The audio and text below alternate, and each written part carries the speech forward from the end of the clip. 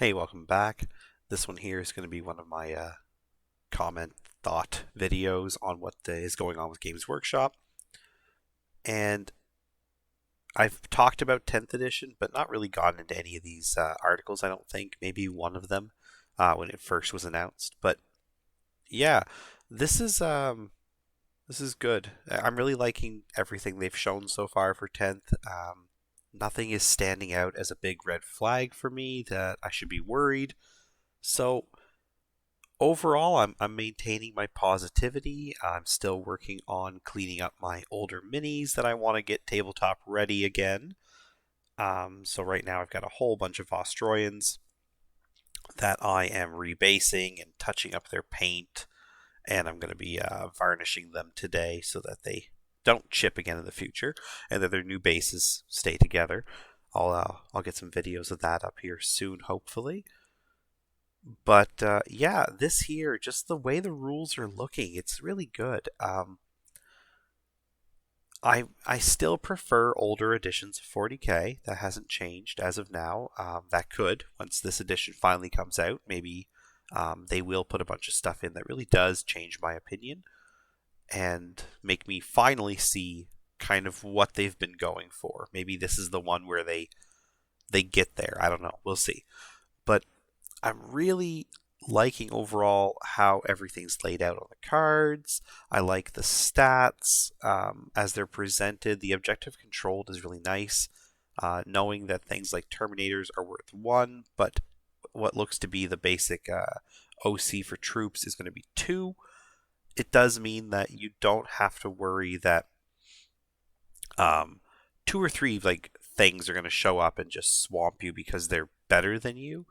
Um, I was a little worried that something like, 5 Terminators were going to have 4 or 5 each, where the little Gaunts had 2. I thought, oh, hey, Gaunts have 2, and they're just, mindless, swarming bugs. So, logically in my head, I was thinking you'd see, something like a Space Marine or a Terminator Space Marine be much higher, just because, they are a superior soldier. But it does seem like it's drifting at least in a direction where OC is mainly still going to be troops. It's just a cleaner version of objective controlled. Objective controlled has been a problem for me for a while, the way it's laid out, because I at least I don't understand any way to really negate it.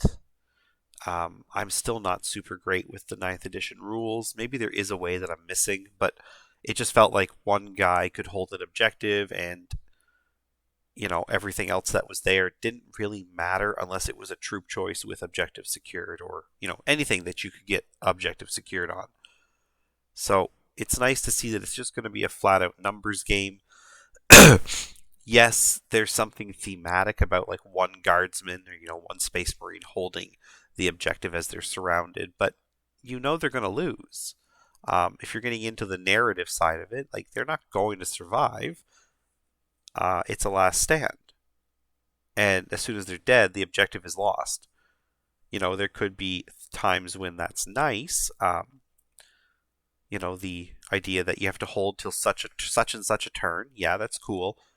But at the same time, again, if a bunch of Gaunts overrun a Space Marine, he's not holding the objective and holding them off. As soon as they start fighting him, they should, in theory, be able to take the objective from him. Or maybe not Gaunts, they're not the best example, but like a guardsman is holding against Eldar or something, Dark Eldar.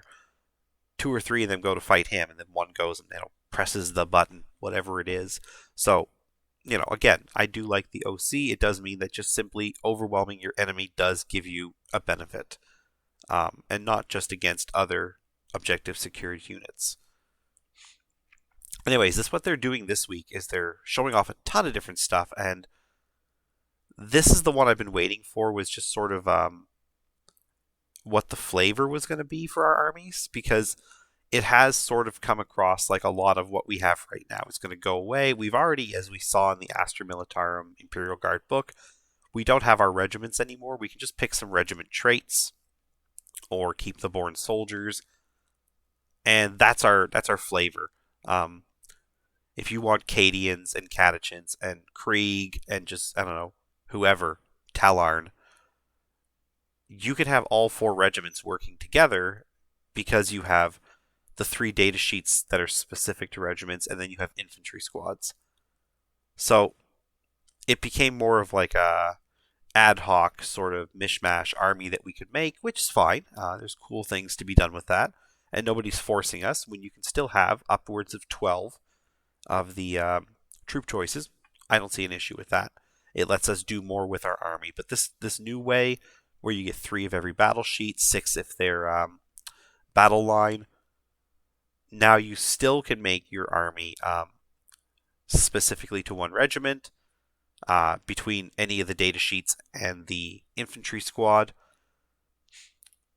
But you also just, again, you just get more freedom, and that's what I've wanted. The detachment system that we have right now, it's the thing I hate the second most after stratagems. I despise stratagems. I think that they are a cool idea that just went totally, totally insane and outright just took a lot of the fun away because it was bookkeeping and it was a second game that I was playing on the side. I just found it distracting, and I still do. But the detachments bother me because I want to be able to run lots of infantry, and I either get punished on CP or I get punished on units I don't want.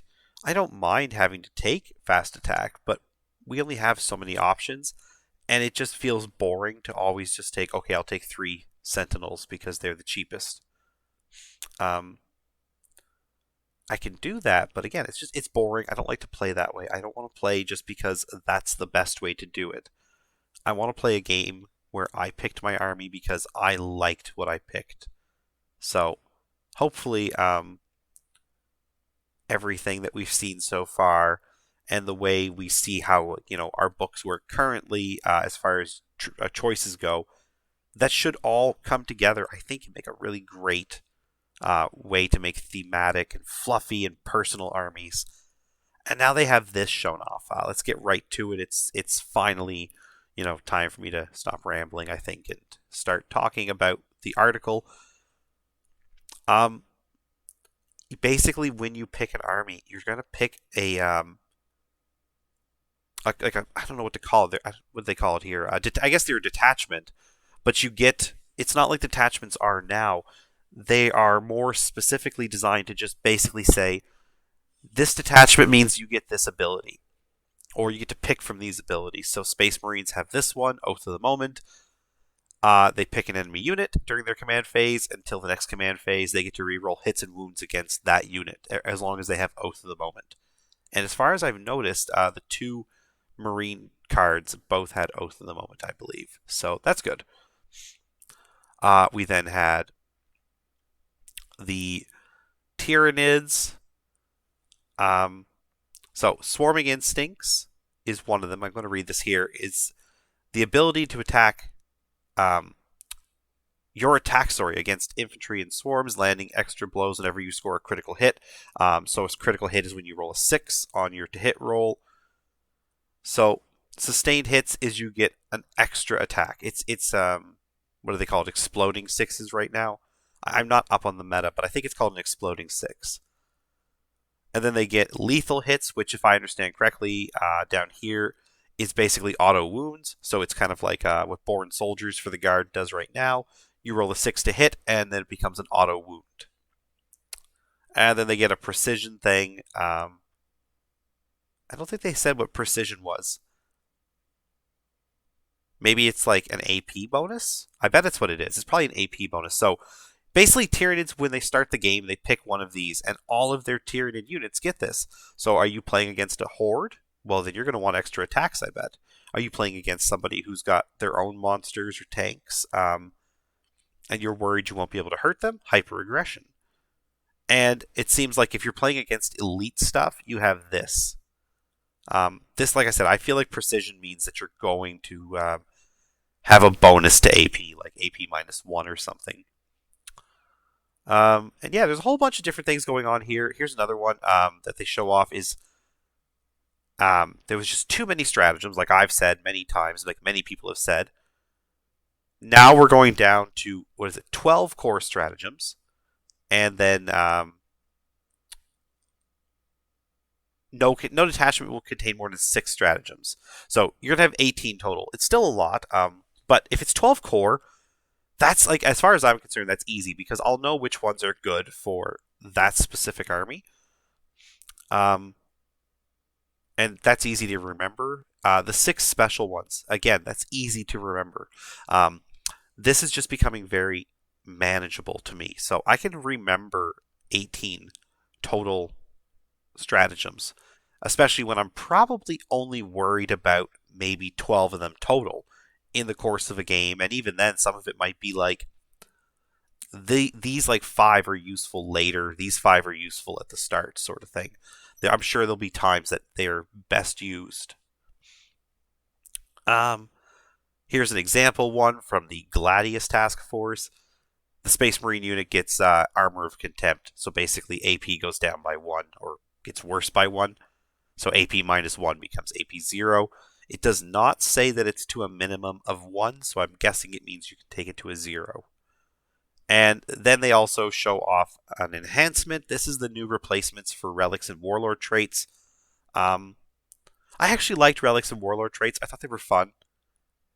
So even though it's sucky to see them going, it does look like there's something else. So that's probably fine. And I do admit, like, having the ability to buy extra Warlord traits and extra relics like we can now, to me, it sort of defeats the purpose because, like, I can just kit my guys out with like multiple Warlord traits and multiple relics. So maybe this will take it back to just having 1 or 2 in an army. And that seems a lot more, fluffy and fun to me, anyways. So holding, reserving judgment on this part, but it looks good. Artificer armor is basically not an upgrade like it used to be in my mind. I remember buying Space Marine captains, or what were they called? Not just captain. It was the I forget the name. Anyways, in 3rd edition there was like a battle captain or something. He had a weird name. Force commander, a force commander. He could buy Artificer armor. Chaplains could buy it, and it was like 20 points or whatever. And they got a 2+ save instead of a 3+. Now they get 2+ and a feel no pain 5+. That's pretty sweet. And they also make reference to leading units. This sounds like something out of Warhammer Fantasy. Instead of look out, sir, like we have now, just stay close to a bunch of units. It sounds like you're going to embed your characters into a unit. So that's good. I think that's going to be a debuff to command squads, or any army that has a command team type deal where you have to buy your leader plus some units.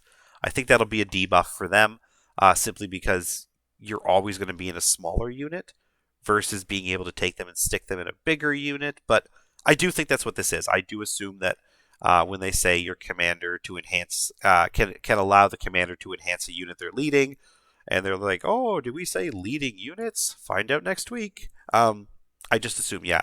It's like Warhammer Fantasy. Back in the day, Warhammer Fantasy, you would take your characters and just be like, okay, now that all my units are down, the last thing I put down are my characters. This wizard's going in here. This general's going here. This priest is going here, whatever. And they would either, they would often give a bonus to the unit, whether it was just leadership or some sort of like re-rolls. Like if they were like a warrior priest of Sigmar, they could give re-rolls to the unit. Or, the real benefit was just to protect characters. A wizard on his own was going to get shot up really fast. A general on his own was going to get picked out by a flying monster or whatever, shot by a cannon. So having them in the unit meant that you could get the lookout, sir, of, oh, they're hit. So it's like on a 1, they're hit, or on a 2+, everybody else, is hit for them instead, basically. Or somebody else takes the hit, I mean. But yeah, that seems neat. I've always been kind of confused why guys are just running around on their own. There are units, just embed yourself in a unit and, it's the same thing, except it's more logical. Obviously, I'm guessing they can just get up and leave and go to a new unit, which again seems pretty, realistic to me. officers running around. They jump into a squad, they give orders, they jump out of the squad, run to the next squad and give orders, or so on, whatever they're doing. Yeah. Anyways, 10th edition looks really, really good. There's been a whole bunch of stuff out. I don't want to go through every single thing because there's people like Auspex Tactics who are just way better at going through all this stuff than I am. So yeah, I don't see a point of going through every single one. Plus, I kind of got bored doing that before. I felt like all I was doing was like reacting or commenting on stuff GW was posting.